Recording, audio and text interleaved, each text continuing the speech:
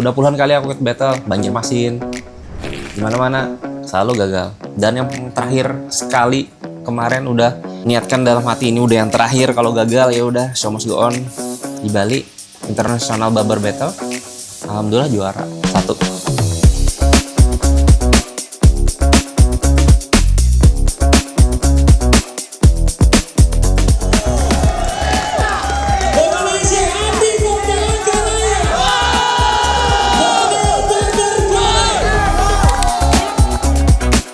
Kami di sini gaji itu tergantung skill, tergantung knowledge dia, tergantung pengetahuan dia, tergantung dia sama customernya. Dia nentukan sendiri. Kalau mau rame, ayo lebih keras lagi, belajar, brandingnya.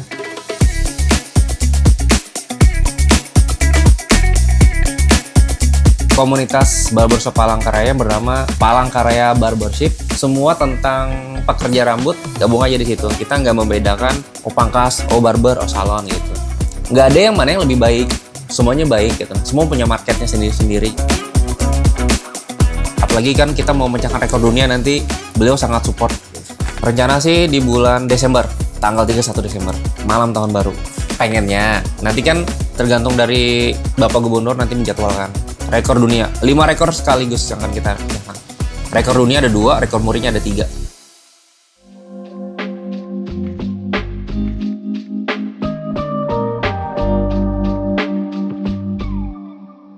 Nama Muhammad Andi, dari komunitas barbershop Palangkaraya bernama Palangkaraya Barbership dari Barberbi Palangkaraya. Kalau saya kelahiran Banjarbaru, cuman sekolahnya di Batu Licin sampai nggak lulus SMP kayaknya kemarin. Karena orang tua kemarin terkendala biaya juga, daripada membebankan orang tua, yaudah putus sekolah aja gitu. Terus merantau, menikah, pindah ke Palangkaraya. Sekarang jadi orang Palangkaraya karena sudah istri di sini, anak di sini, semuanya di sini. Sebenarnya belum merantau juga saat itu, lebih ke kalau bisa bilang terjerumus ya. Karena saat itu setelah nggak sekolah lagi, saya kayak luntang-lantung gitu.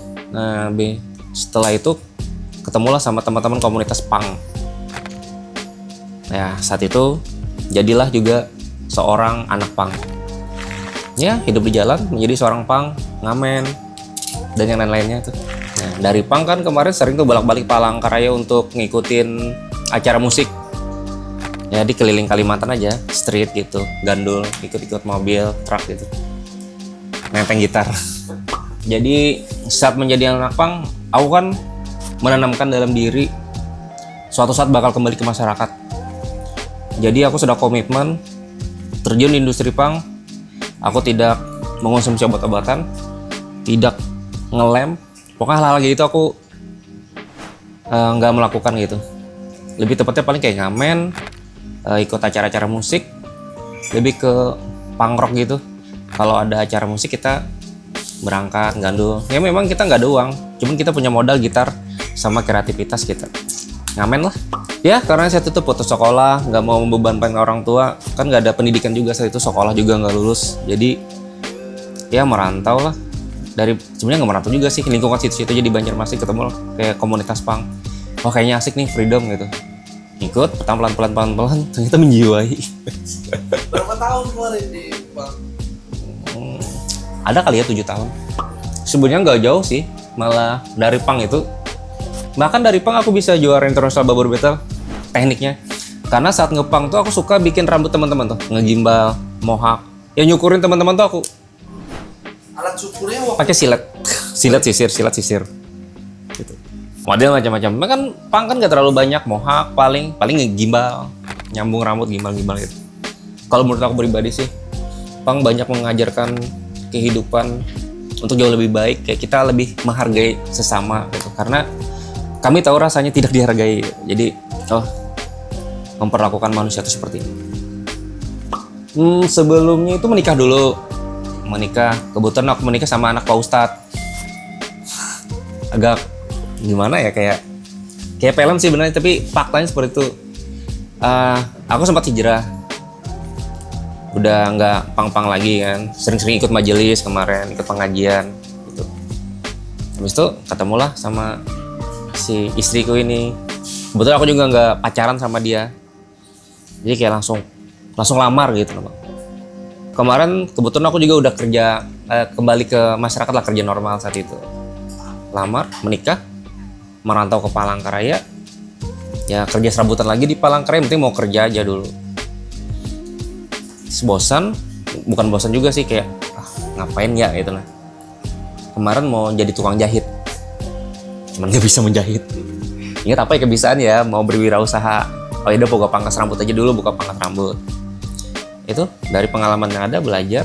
Habis itu aku ke pangkas-pangkas rambut yang ada di pasar.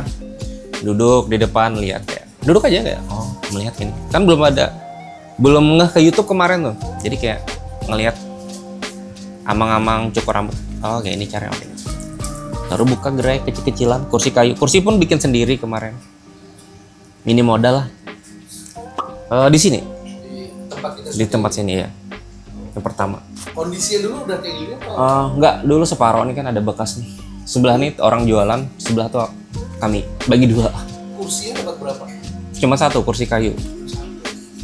Bikin sendiri. Bikin sendiri, potong rambut sendiri. Potong rambut sendiri ya. Dan nggak berhasil. Setahun nggak berhasil. 10.000. Nggak ada cuci rambut cuma cukur aja. Oh, cuma cukur aja. Nggak ada tempat buat cuci rambut, cuma ada tempat buat cukur, kan sempit nih.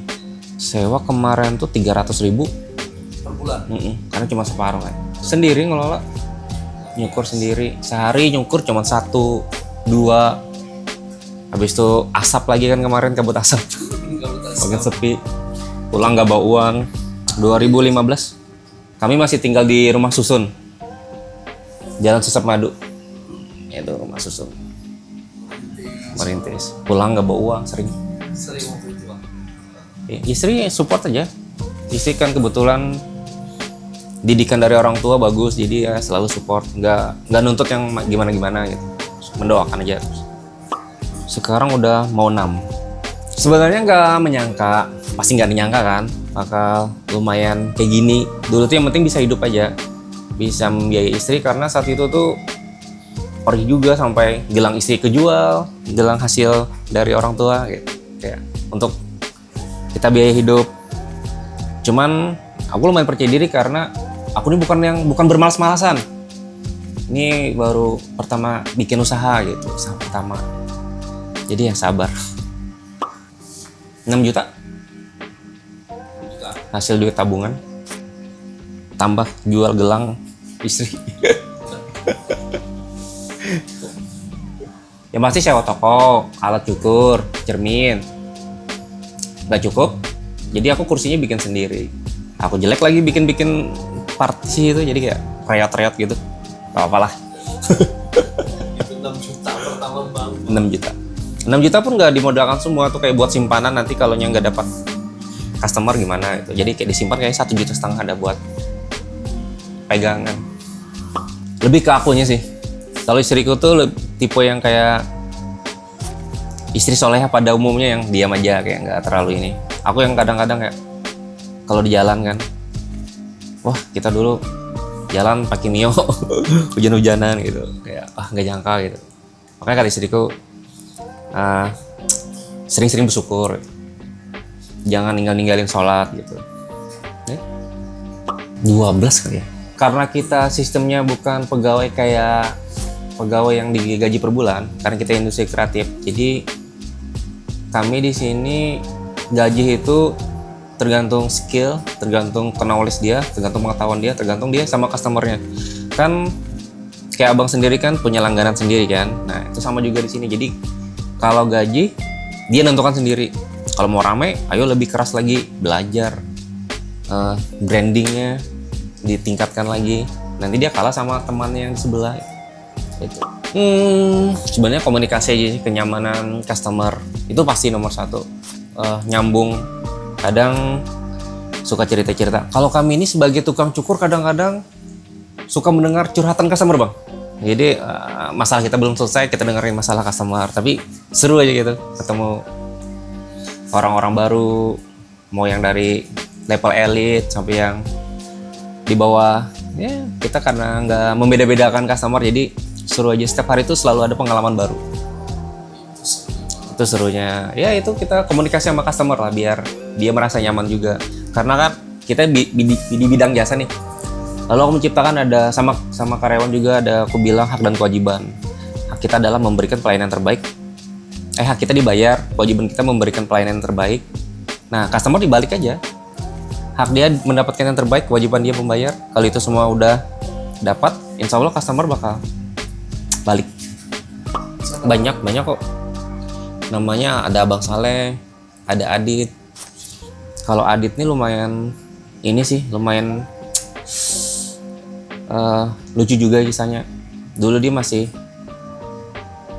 SMA mau kuliah gondrong rambutnya, dicukur sama aku, katanya mau jadi PNS, mau apa, sipir mau dapet sipir di lapas. Nah, katanya aku udah mau banget jadi PNS, aku jadi independen ya kan, kayak masih doktrin mahasiswa lah saat itu. Dia terpaksa harus berhenti kuliah karena disuruh orang tuanya daftar sipir, nggak mau, dia terpaksa gitu, jadi potong pendek. Nah, sekarang sudah di Kasongan orangnya. Lapas Kasongan masih nyukur sampai sekarang. Iya, kalau pulang masih nyukur ya, lucu banget nih. Kayak orang berbondong-bondong mau jadi sipir kan, wah, dengan berbagai macam ininya, dia tuh malah kayak nggak ikhlas gitu disuruh, ternyata doa seorang ibu manjur. Iya, terkabul tuh dari 2016 sampai sekarang. Ada juga yang dari bujangan sampai punya anak, sampai anaknya juga cukur tempat kita, potong rambutnya.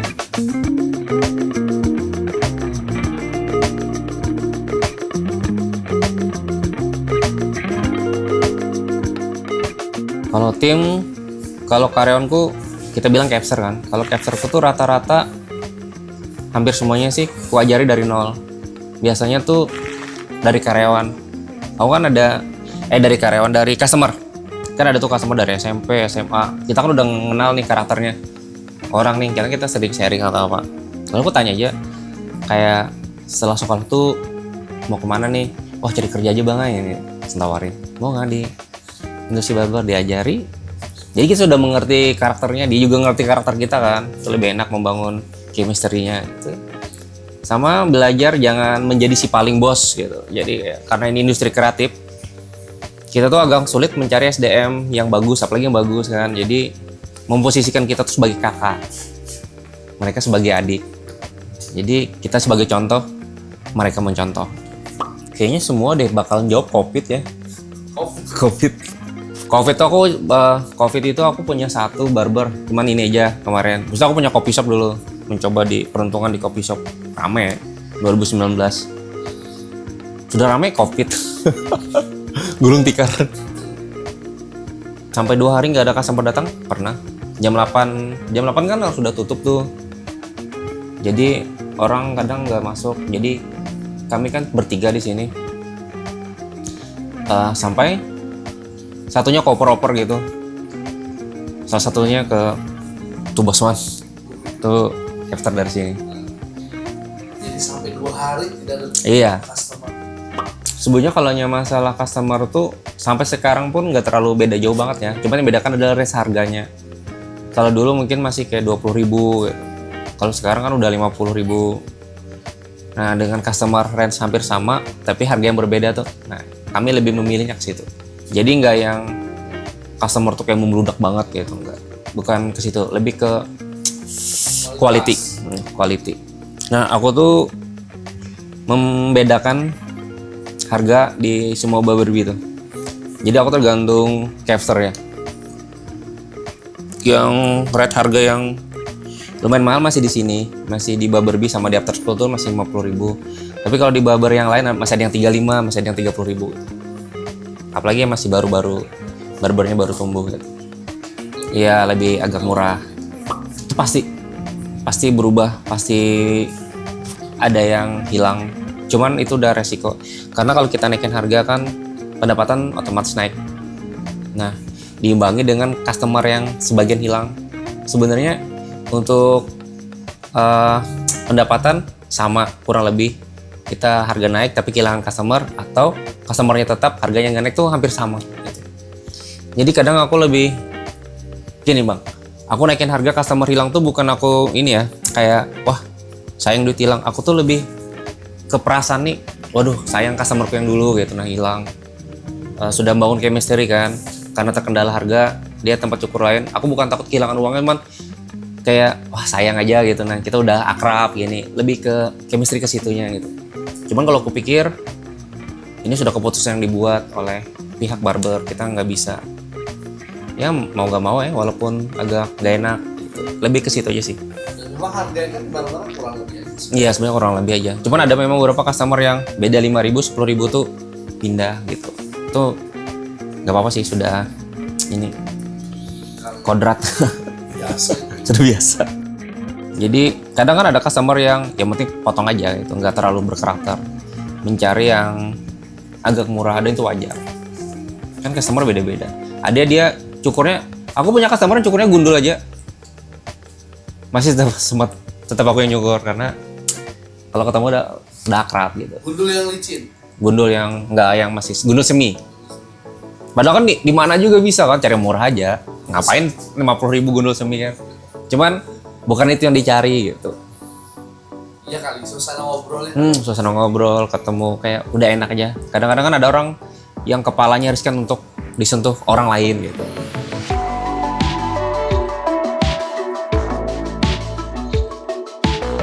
Jadi dulu tuh udah lama sih komunitas, kayak 2018 deh. Dulu komunitas yang awal. Nah, habis itu seru tuh, banyak juga kegiatan amal komunitas. Nah, setelah itu kayak di dalam komunitas tuh ada berbenturan lah gitu, pecah gitu komunitas keluar lah anggota-anggotanya, termasuk aku juga kemarin keluar.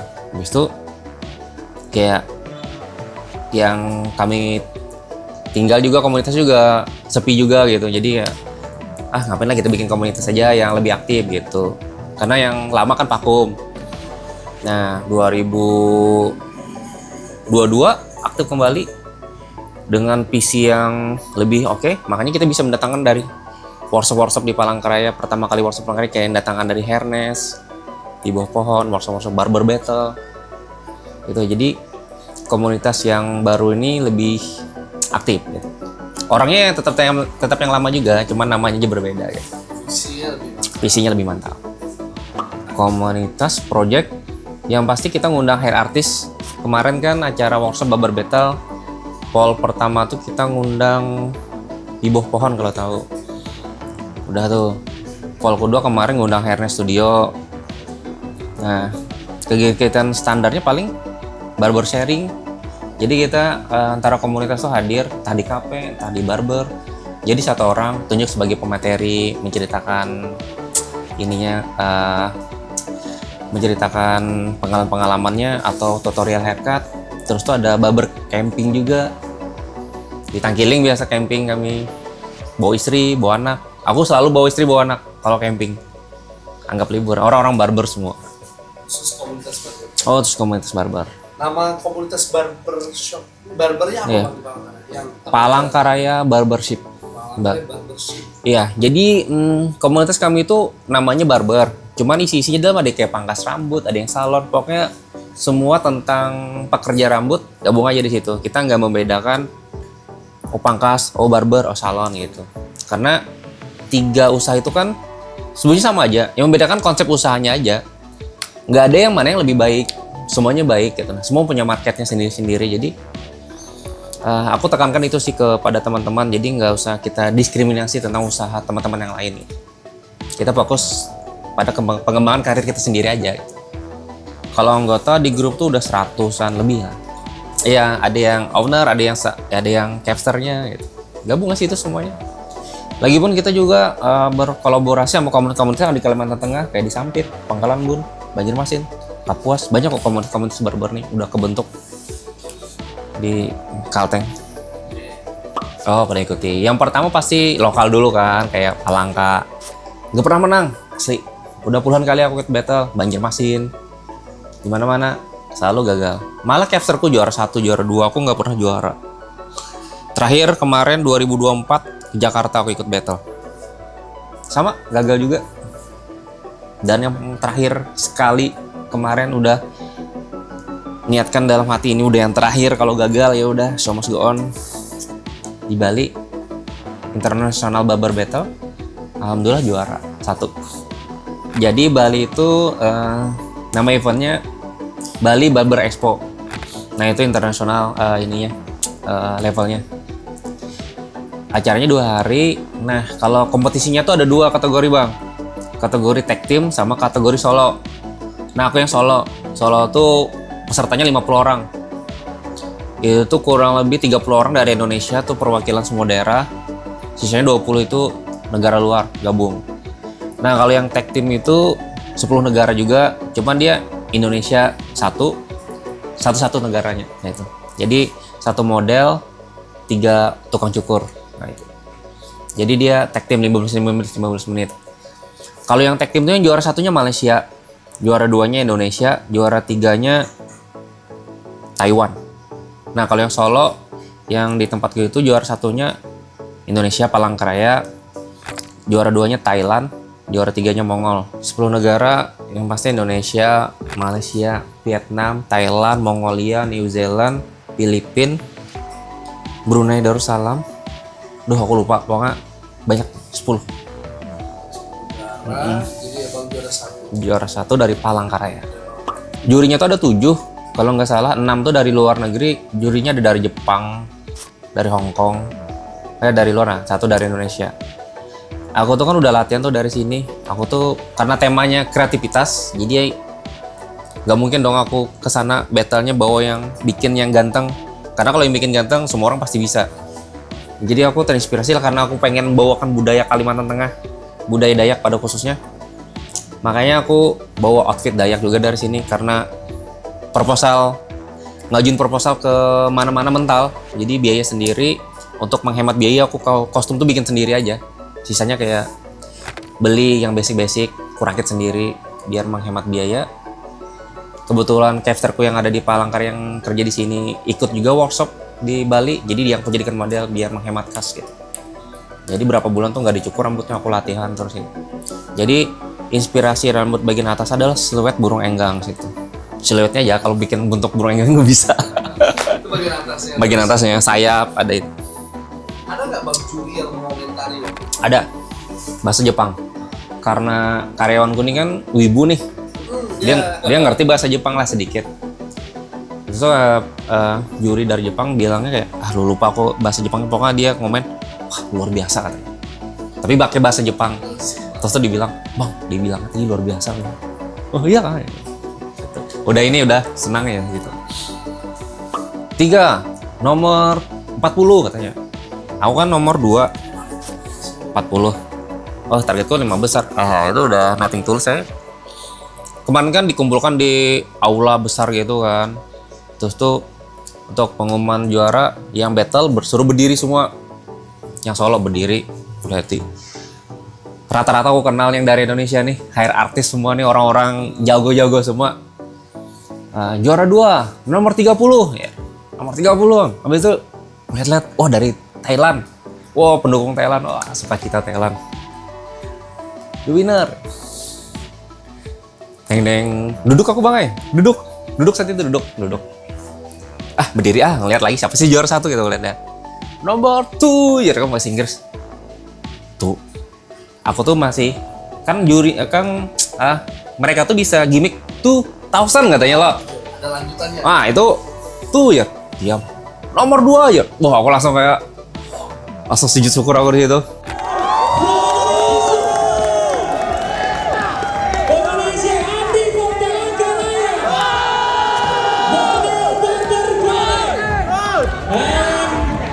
Yang akan memberikan hadiah ini, kami persilakan untuk ketua pelaksana kita yang saya hormati Bang Tommy. Please, this is your time. Bang Tommy. Oke. Boleh teman-teman berikan tepuk tangannya dong untuk juara 2 dan juara 3. Nah, yang menarik tuh temanku sendiri ikut battle juga tuh yang dari Banjarbaru. Dia ngelirik ke tempat tuh bang. Dia lirik, anak nomor 2. Kalian kamu dari sebelah. Wah itu pecah sih. Woi langsung menangis, teman-temanku nangis juga. Terharu gitu bang. Vibe-nya tuh banyak orang lihat videoku tuh kayak merinding gitu karena itu nggak dibuat-buat kan, kayak haru banget gitu. Aku nggak bawa bendera Indonesia, itu mereka kan udah Thailand, Mongol udah bawa bendera Indonesia. Aku nggak ada bawa bendera Indonesia. Untung yang teman-teman dari tag team tuh kan bawa mereka, lalu dikasih di atas panggung tuh bendera. Gak nyangka ya. Targetku sebenarnya untuk ini aja sih, branding. Wah ini finalis International Barber Battle, nah gitu aja sih branding untuk pengalaman. Pernah ikut Barber Battle internasional terakhir, walaupun nggak juara kan, cuman kan brandingnya ke situ aja sih dulu, nggak berani muluk-muluk banget juga. Ternyata Tuhan berkehendak lain kan. Malah juara 1.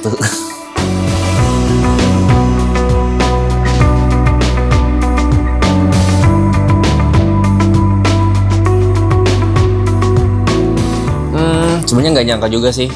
Kemarin kan saat juara Barber Battle internasional tuh, itu tuh aku nggak ada harapan yang gimana gitu sama pemerintah daerah gitu, karena itu udah pencapaian pribadiku sendiri. Ternyata dinotis nih sama pimpinan kita, Pak Gubernur. Gak nyangka juga sih bahwasanya bakal diundang mencukur beliau tuh, kayak agak kaget. Langsung ini kan kemarin langsung ditelepon sama Ripa, Bang bisakah ke Rucam nih nyukur Bapak Gubernur? Padahal aku lagi sibuk tuh, lagi di luar. Bisa langsung pulang ambil alat cukur langsung. Kalau bapak itu cukuran ya standar sih, cukuran pejabat, cukuran bapak-bapak, jadi cukuran yang rapi aja, penting rapi beliau. Enggak, Pak Gub nih gampang banget dicukur, dia nggak neko-neko dicukurnya, goyang, ini kurang presisi ini, enggak, dia penting rapi gitu orangnya. Iya santai, jadi aku sebagai tukang cukur nggak tertekan cukur, karena beliau asik juga sambil ngobrol. Outdoor lagi kemarin di mana? Outdoor, bawa pohon, seru kan. Waktu nyukur beliau, apa yang diobrolkan? Apa yang nanya? Ya nanya-nanya tentang kegiatan, gimana kemarin menang gitu, apresiasi, selamat. Ada pertanyaan di sosial media, Pak. Nyukur Pak Gub dikasih berapa? Nah menarik, itu sering banget asli. Mereka tuh kayak itu, lihat kan tuh di teman-temanku tuh nanya, berapa diberi gubernur, berapa duit. Sebenarnya aku cukup memahami kenapa teman-teman tuh nanya gitu, karena gubernur kita ini kan orang yang ini, royal. Iya, pemurah orangnya, nggak sungkan ngasih-ngasih gitu. Nah, tapi kemarin tuh kan bukan soal uang lagi kan tujuannya, itu bisa ketemu beliau aja udah syukur. Aku juga menyampaikan aspirasi dari komunitas, dariku pribadi, target-target kepada beliau, dan alhamdulillah beliau support. Apalagi kan kita mau memecahkan rekor dunia nanti, beliau sangat support. Di bulan apa tuh Bang? Rencana sih di bulan Desember, tanggal 31 Desember, malam tahun baru. Rekor dunia, 5 rekor sekaligus yang akan kita pecahkan. Rekor dunia ada 2, rekor murinya ada 3. No, mencukur terbanyak 600 orang dalam 600 orang untuk perorangan mencukur sebelum 24 jam sendiri. 600 orang. Itu rekor dunianya. Rekor dunia pernah pecah tuh 526 di Inggris 2011. Rekor dunia keduanya kan ada 2. Nyukur sejam terbanyak. Rekor terakhir 33, aku targetku 50. Di hari yang sama. Di hari yang sama. Rekor muri sama, nyukur terbanyak juga, sama aja 2 itu. Sama nanti tuh aku ada target, cuman belum bisa dibocorkan.